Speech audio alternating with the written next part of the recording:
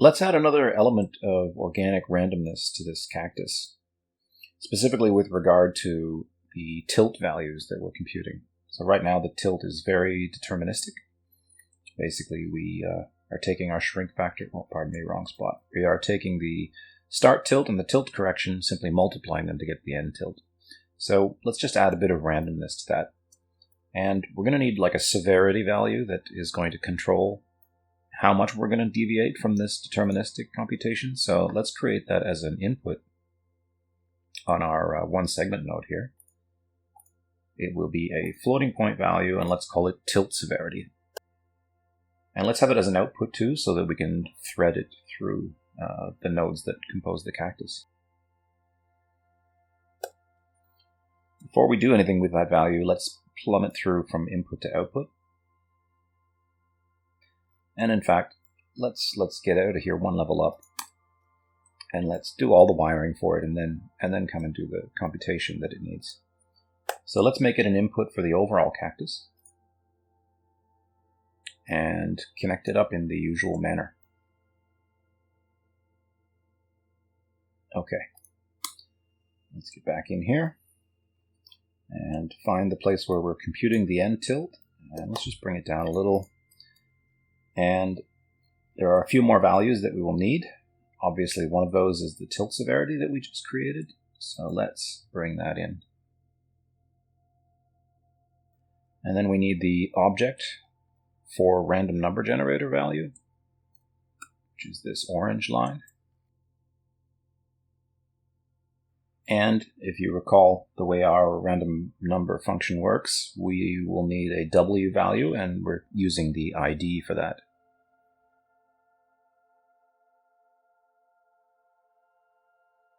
Great, those are all the inputs that we should need. So let's bring in an instance of our random number generator node. Recall that it was called ±RNG. Here it is. A quick refresher on how this works. We give it an initial value, and we give it these inputs that it needs for generating random numbers. And it's going to produce a new number that's a little bit above or a little bit below that initial value, up to a maximum which is determined by the magnitude input. So our initial value is going to be our end tilt. The magnitude will be our tilt severity, and then the other inputs are the object for random number generator, W value, which is our ID. And recall that the way we intend to use this W offset is just to make sure that within a segment we don't use the same W offset twice. And that way we just get different numbers from each of the instances of the random number generator node. So I'm just going to set this to 0.1. And the output from that is our new end tilt value. And then we clean up.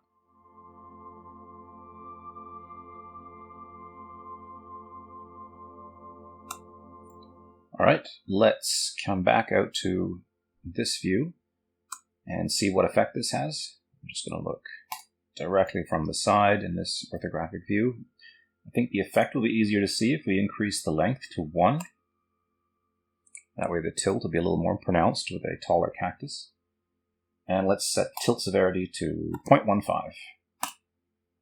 And from this view, we can barely see anything because of the y-axis being our tilt axis.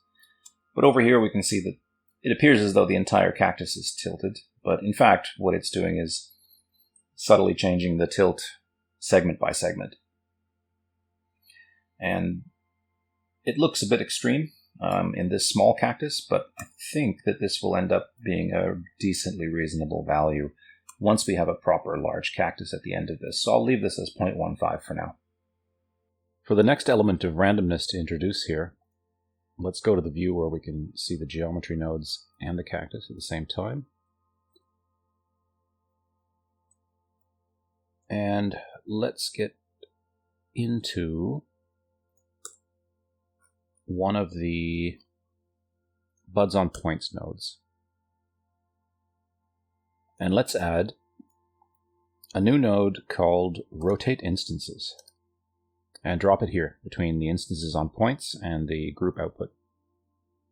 And notice that as we increase the Z value in the rotation, notice what happens to the buds on our cactus. They all rotate in place.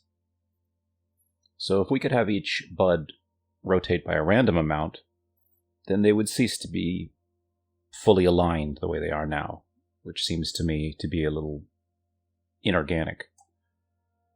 So let's do that. Let's make a little space so that we can bring in a combine XYZ node so that we can create a rotation where the only component that we're interested in tweaking is the Z component. This is what the combine XYZ node will allow us to do. And let's make that an input. So we've got bud points, normal, and scale. Let's add another floating point value called twist. And let's feed twist into the Z component of our combine XYZ node.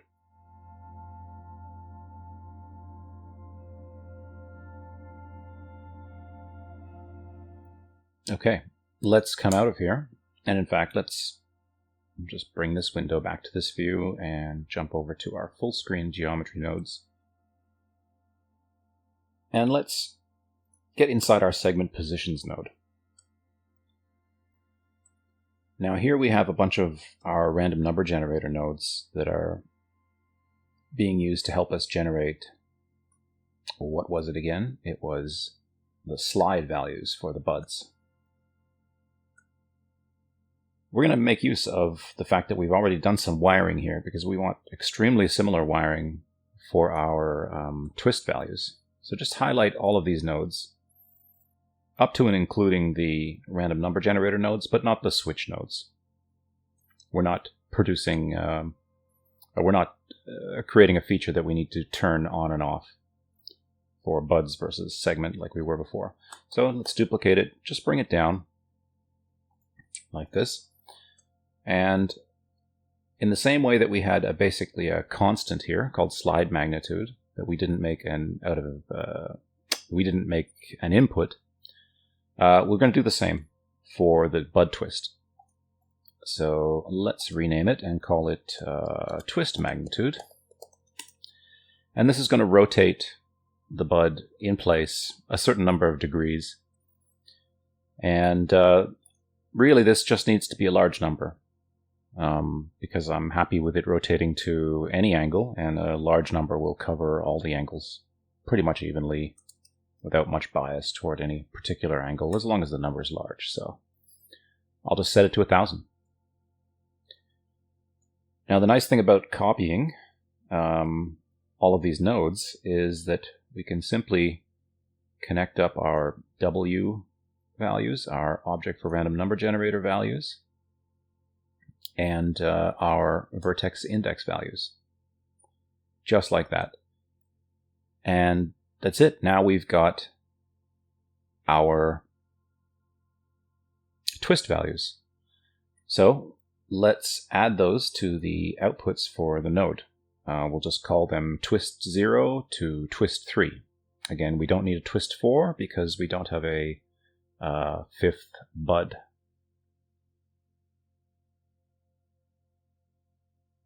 And then just connect them to the outputs.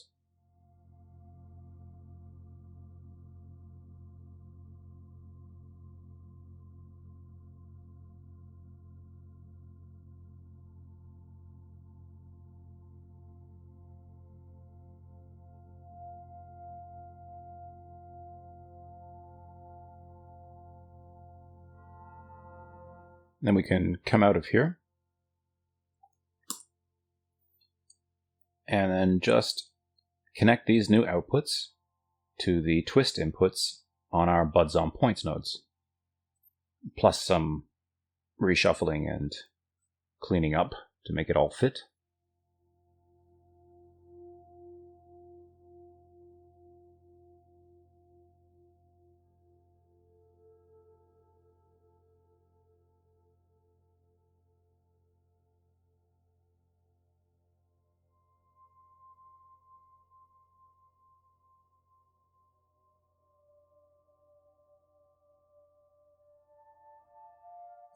That should do it.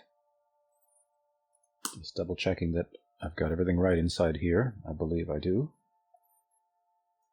Except for a little unsightly extra space. Okay. Let's come back to our cactus. And now we should see that they are all rotated slightly differently from one another. To be honest, it's a little hard to tell, but I think it is the case. Next, let's tackle the issue that we have with cactus growth. What issue is that? Well, specifically, it's this issue. If we take the growth value and we turn it up too high, we open up the end of the cactus like this. And we don't want that to happen, so we're going to place a limit on our growth. And we'll do that within the geometry nodes. So we can come out here to our one segment node. And let's extend this to the left yet again for a little more space. And let's bring growth down into an area where we can do a little bit of work. And let's bring in a math node. And we will set it to the minimum function. And it will simply compute the minimum of our current growth value and some limit. And I actually prefer to add a value node for that limit rather than just putting it here inside the minimum node. And I'd like to name it growth limit.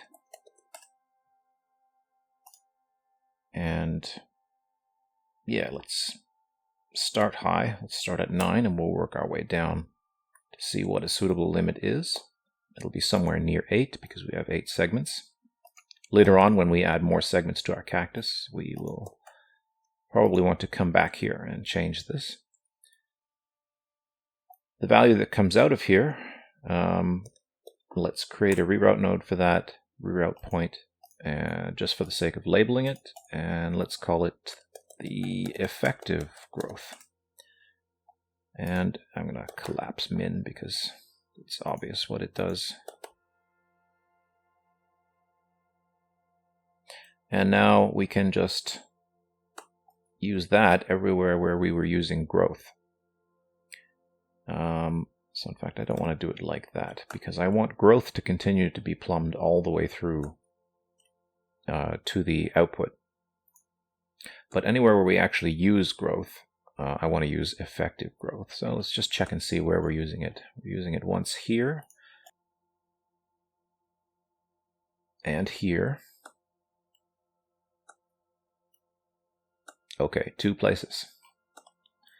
So let's make sure that we use effective growth there instead. So I'm going to follow the pattern that we did once before, which was we are going to bring effective growth up and put it right up next to the line for growth and have it follow along. And swap it out for growth where we need to, and don't swap it where we don't need to.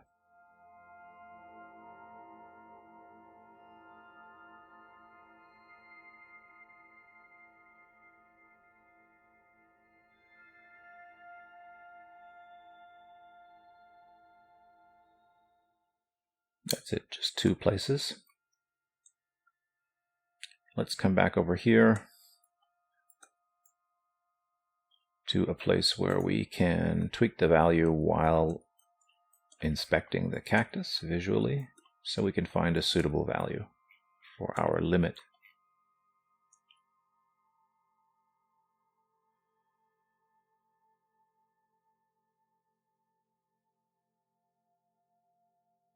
Okay, a value of exactly 8 seems perfectly suitable.